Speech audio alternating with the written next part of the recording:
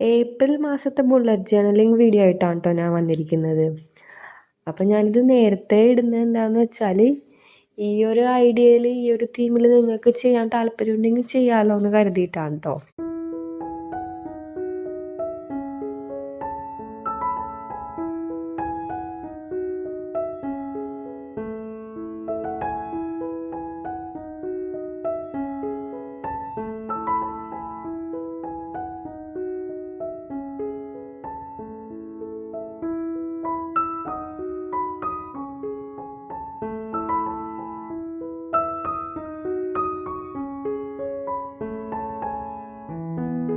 അപ്പോൾ അതിൻ്റെ സൈഡിൽ ഞാൻ ആ മാസത്തെ കലണ്ടർ കൊടുത്തിട്ടുണ്ട്.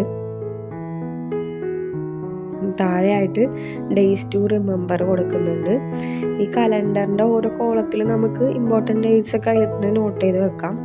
പിന്നെ താഴെയായിട്ടും ഡേയ്സ് ടു റിമെമ്പർ കൊടുക്കുന്നുണ്ട്. പിന്നെ മന്ത്ലി ഗോള് സെറ്റ് ചെയ്യാൻ വേണ്ടി അത് കൊടുത്തിട്ടുണ്ട്.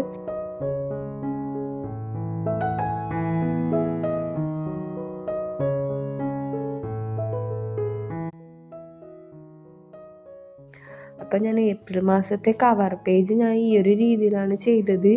എനിക്കത്ര ഇഷ്ടപ്പെട്ടില്ല, എനിക്കത്ര ഇഷ്ടപ്പെട്ടില്ല കേട്ടോ റിസൾട്ട്. പക്ഷെ ഞാനിത് എല്ലാവർക്കും ചെയ്യാവുന്ന രീതിയിലുള്ള ഒരു ടൈപ്പിൽ വെറുതെ റാൻഡമായിട്ട് അവിടെ ഇവിടെ ഒക്കെ വരച്ചു വെച്ചേക്കണതാണ്. ശരിക്കും കുറച്ചും കൂടി നന്നാക്കി ചെയ്യാമായിരുന്നു എന്ന് എനിക്ക് പിന്നീട് തോന്നി. പിന്നെ അടുത്തത് എപ്പോഴത്തെ പോലെ മൂഡ് ട്രാക്കറാണ് കൊടുത്തിരിക്കുന്നത്. അത് ഞാനിങ്ങനെ പൂവിൻ്റെ ഷേപ്പിലാണ് കേട്ടോ ഓരോ ഡേയ്സും കൊടുത്തിരിക്കുന്നത്. പിന്നെ ഹാബിറ്റ് ട്രാക്കർ ഞാൻ അതേപോലെ ഒരു പൂവിൻ്റെയൊക്കെ പോലത്തെ ഒരു ഷേപ്പിൽ തന്നെയാണ് കൊടുത്തിരിക്കുന്നത്. അപ്പം ഓരോ ദിവസവും നമ്മൾ ചെയ്യുന്നതിനനുസരിച്ച് ആ ഓരോ ഡേയും ഞാൻ യെല്ലോ കളർ വെച്ചിട്ടാണ് അതിൻ്റെ ഉള്ളിൽ ഷെയ്ഡ് ചെയ്ത് പോകാൻ പോകുന്നത്. അല്ലാത്ത സ്കിപ്പാവണ ദിവസങ്ങളിൽ നമ്മൾ അതങ്ങനെ തന്നെ കിടക്കും.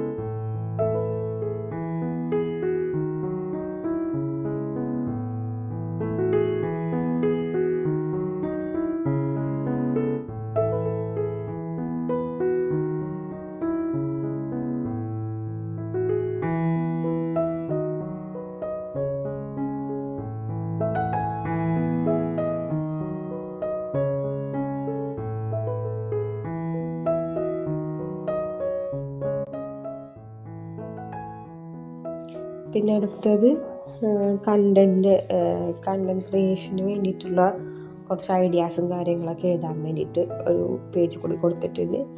പിന്നെ ഞാൻ ഗ്രാറ്റിറ്റ്യൂഡ് ലിസ്റ്റ് സെപ്പറേറ്റ് ചെയ്യുന്നുണ്ടെങ്കിലും ഇതിലും കൂടി ഒന്ന് ചെയ്തേക്കാമെന്ന് വിചാരിച്ചു. അതായത് ഓരോ ദിവസത്തെ ഗ്രാറ്റിറ്റ്യൂഡ് ലിസ്റ്റായിട്ട് നമുക്ക് ബുള്ളറ്റ് പോയിൻറ്റ്സ് ഇട്ടിട്ട് എഴുതാമെന്ന് വിചാരിച്ചു. പിന്നെ ഞാൻ ഇപ്പോഴത്തെ ജേർണലിൽ ടു ഡു ലിസ്റ്റ് അല്ലെങ്കിൽ ഡെയിലി ടാസ്കുകൾ ഉണ്ടല്ലോ, വീക്ക്ലി ടാസ്കുകൾ, അത് ഞാൻ ഇപ്പം ഇൻക്ലൂഡ് ചെയ്യുന്നില്ല.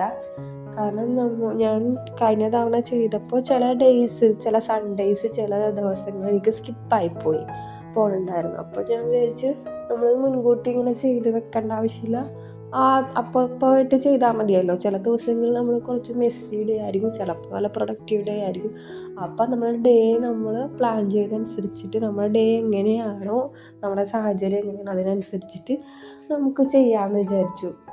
ഡെയിലി ടാസ്ക് അല്ലെങ്കിൽ ടു ഡു ലിസ്റ്റ് എന്ന് പറയുന്നത്. അതുകൊണ്ട് ഞാനിതിൽ ഇൻക്ലൂഡ് ആക്കിയിട്ടില്ല. അപ്പം ഇത്രയും ഞാൻ ഇതിൽ ഇൻക്ലൂഡ് ആക്കുന്നുള്ളൂ കേട്ടോ. അപ്പം നിങ്ങൾക്ക് ഇഷ്ടപ്പെട്ടോ ഇല്ലയോ ഒന്ന് പറയാം. കവർ പേജ് എങ്ങനെ ഉണ്ടെന്ന് ഇഷ്ടപ്പെട്ടിട്ടുണ്ടെങ്കിൽ ഒന്ന് പറയാം കേട്ടോ.